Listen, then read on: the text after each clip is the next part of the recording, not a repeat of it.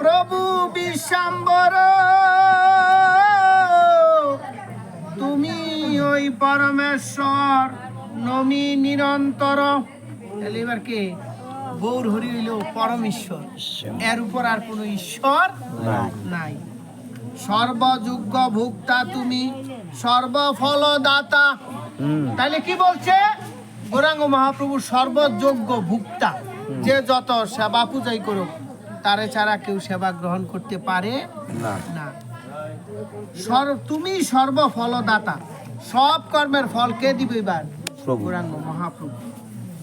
গঙ্গা দাস পণ্ডিতের গৃহের সবাস, যে কীর্তি স্থাপন করিতে গৌরা রায়, সেই খবর দ্রুত ছড়াইল চারিদিকে, গৌরাঙ্গের প্রশংসা সবার মুখে মুখে।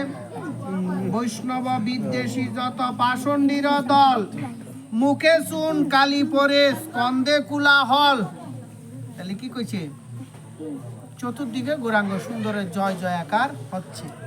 আর যারা পাষণ্ডী, যারা বিদ্বেষী, বৈষ্ণব বিদ্বেষী, তারা কি পাষণ্ডীরা কি করছে? পাষণ্ডীর দল, তাদের মুখে চুনকালি পরে স্কন্দে কুলাহল, তারা শুধু শুধু কুলাহল করে। মনে ভাবে এই বালক সামান্য তো নয়, সর্বত্রই বৈষ্ণবের ধ্বজা উড়াবে নিশ্চয়।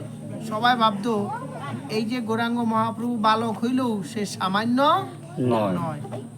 মহান পণ্ডিত তর্ক রত্ন গুপেশ্বর, ক্রমে ক্রমে হইল তারা মনে ভাবন্তর।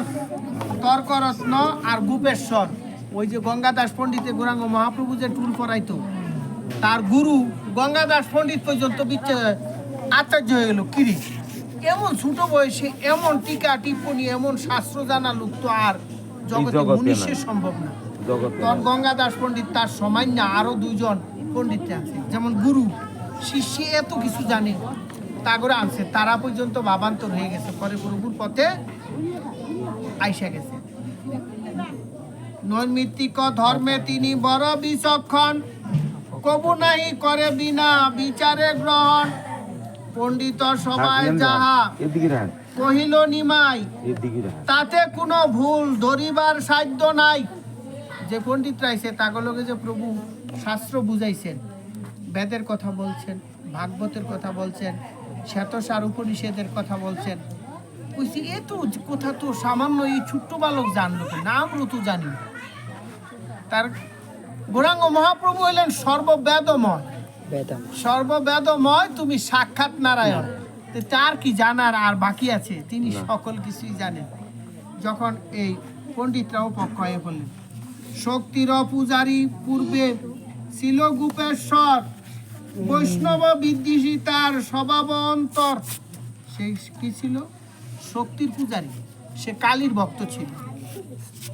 কিন্তু কালী ভক্ত থাকলেও পণ্ডিত হইয়া আজকে যখন প্রভুর দর্শন পাইলেন, প্রভুর সুমুখে শাস্ত্র শুনলেন, তখন বৈষ্ণব বিদ্বেষী ছিল তার মনের মধ্যে, বৈষ্ণবদেরকে দেখতেই পারত না।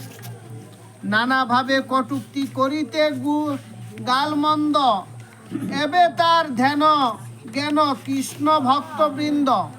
আস্তে আস্তে সব প্রভুর ভক্তদেরকে দেখলে সে গালমন্দ করত, কটূক্তি করত। এখন তার ভিতরে সব প্রভুর ভক্তবৃন্দের সম্বন্ধে কি হয়ে গেছে? হ্যাঁ, ধ্যান জ্ঞান সব কিছুই ভক্তবৃন্দের সম্বন্ধে আসছে। মহামণি ব্যাসকৃত গ্রন্থ ভাগবত, ভক্তিকল্প বৃক্ষরূপে সবই অভিমত, গ্রহণ করিবে যেবা ইহার আশ্রয়, হৃদয় বিমল শান্তি লভিবে নিশ্চয়।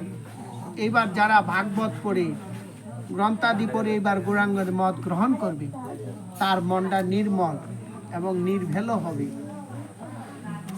সকল বাসনা পূর্ণ হইবে অন্তর। এবং কি কইছে? এবার গৌরাঙ্গ মহাপ্রভুর তত্ত্ববারতা শুনলে সকল বাসনা পূর্ণ হইবে অন্তরে। মনের যত বাসনা আছে প্রভু পূর্ণ করবে। এখানে সকল ভক্তেরা যারা যে বাসনা নিয়ে আসছে, এই কার্তিকেশ্বর দামোদর মাস বলছে সব মাসের মধ্যে পূর্ণ মাস। সকল এই মাসের মতো কৃতযুগের মাস আর নাই। এই মাসে অল্পকে তিনি অধিক করিয়া থাকেন। বলছে বিনা হেলায় অবহেলায়, বিনা চেষ্টায় যারা অবহেলা করে এই কার্তিক মাস ক্ষেপণ করে ঘরে বসে থাকে, তার আজন্ম পুণ্য বিনষ্ট হয়। আপনারা প্রত্যেকদিন আসবেন, প্রত্যেকদিন এই চৈতন্য লীলা সারবলি পাঠ হবে। আমরা অল্প অল্প করে অধ্যয়ন করে অল্প সময়ের মধ্যে আমরা শেষ করে দিব। সংখ্যা প্রার্থনার পরেই আমরা গ্রন্থ নিয়ে বসবো, এরপরে সময় থাকলেই হবে। সকল ভক্তেরা, সব ভক্তেরা যেন কীর্তন নিতে পারে, এমন মুড়ি চায় তেমন কোনো দরকার নেই। গ্রন্থ পাঠ হবে, প্রসাদ নিয়ে যার যে বাড়িতে চলে যাবে। মুড়ি চা করলে আর একটু সময় বেশি যায়, কি বলেন আপনারা?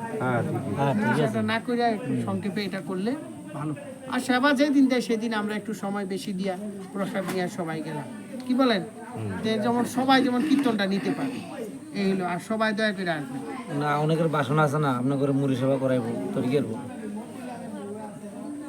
গোপেশ্বর হইয়া ইহা চিন্তা পরিভাবন্তরে, জীবনের সার কহিলেন ভাগবতে।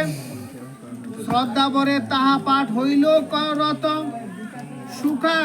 সুখাদ্য ভোজনে তৃপ্ত ক্ষুধায় যেমত।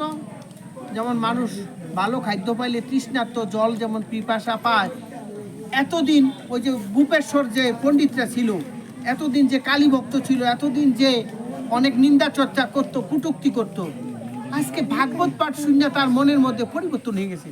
যে আজীবন কি পাঠ করলাম, আজীবন কি দেখলাম, কি শুনলাম, আজকে কি শুনতেছি, তার মনের মধ্যে প্রভুর শ্রীমুখের বাক্য শুনে পরিবর্তন হয়ে গেল।